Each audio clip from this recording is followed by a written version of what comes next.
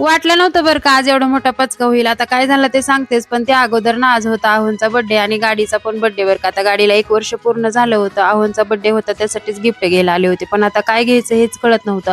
अगोदर तर तोपर्यंत आदिराजला गाड्या बघितल्या आणि एक माझ्यासाठी छोटी पर्स पण बघत होते बरं का. नंतर एवढ्या सगळ्या स्प्रेच्या बॉटल भेटल्यानंतर तर म्हणलं आता हेच बेस्ट ऑप्शन आहे बरं का.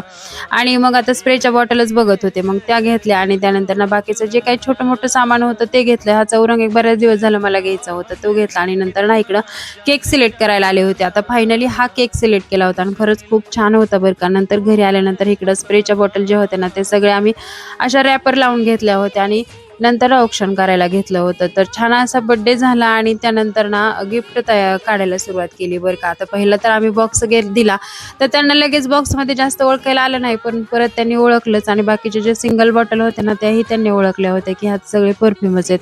आता तुम्हीच सांगा ह्याच्यापेक्षा दुसरा काही मोठा पचका होणार आहे का? आमचा खूप मोठा पचका झाला होता बरं का आणि नंतर मग आम्ही जेवायला आलो होतो.